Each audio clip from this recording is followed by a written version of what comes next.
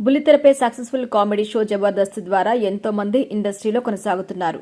ఇప్పటి వరకు తన కామెడీతో కడుపు చెక్కలయ్యేలా నవ్వించిన వారంతా సినిమాలో కీలక పాత్రలో పోషిస్తున్నారు. అలా వరుసగా సినిమాల అవకాశాలు అందుకుంటున్న వారిలో కమెడియన్ సత్యశ్రీ ఒకరు. ఈమె తల్లి కూడా గతంలో క్యారెక్టర్ ఆర్టిస్టుగా పలు సినిమాలో నటించి ప్రేక్షకుల్ని ఆకట్టుకుంది.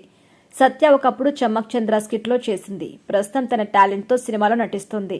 అయితే ఇటీవల ఆమె చేసిన ఒక మూవీ ఎక్స్పీరియన్స్ గురించి తాజాగా ఇంటర్వ్యూలో బయటపెట్టింది.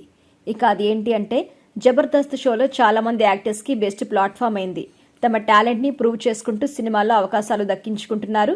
కొందరు ఏకంగా సినిమాలను డైరెక్ట్ చేసి సక్సెస్ అవుతూ ఉన్నారు. సినిమాల్లో కూడా కమెడియన్ గా రాణిస్తున్న సత్యశ్రీ తాజాగా ఒక ఇంటర్వ్యూలో పాల్గొంది. అందులో ఆమె ఎన్నో విషయాలు షేర్ చేసింది. హీరో నితిన్ నటించిన ఎక్స్ట్రాడినరీ మ్యాన్ మూవీలో సత్య కానిస్టేబుల్ పాత్రలో నటించింది. ఇందులో నా పెట్టే నా తాళం అంటూ డబుల్ మీనింగ్ లో ట్రెండ్ అయ్యే పాటకి జబర్దస్త్ సత్య, సోనియా, నితిన్, బ్రహ్మాజీ ఇలా అందరూ పోలీస్ స్టేషన్లో కాకి బట్టలతోనే పిచ్చి పిచ్చిగా స్టెప్పులు వేస్తారు.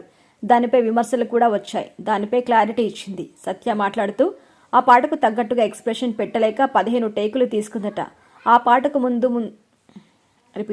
ఈ పాటకు ముందు ముంబై మోడల్స్ ని తీసుకుందామని వక్కంత వంశీ అనుకున్నారట. వల్గర్ గా ఏం చూపించడం లేదు కదా, ఎక్స్పోజ్ చేయమని చెప్పడం లేదు కదా, తెరపై నీకు అలా కనిపించదు అని వక్కంతం వంశీ కన్విన్స్ చేశారట.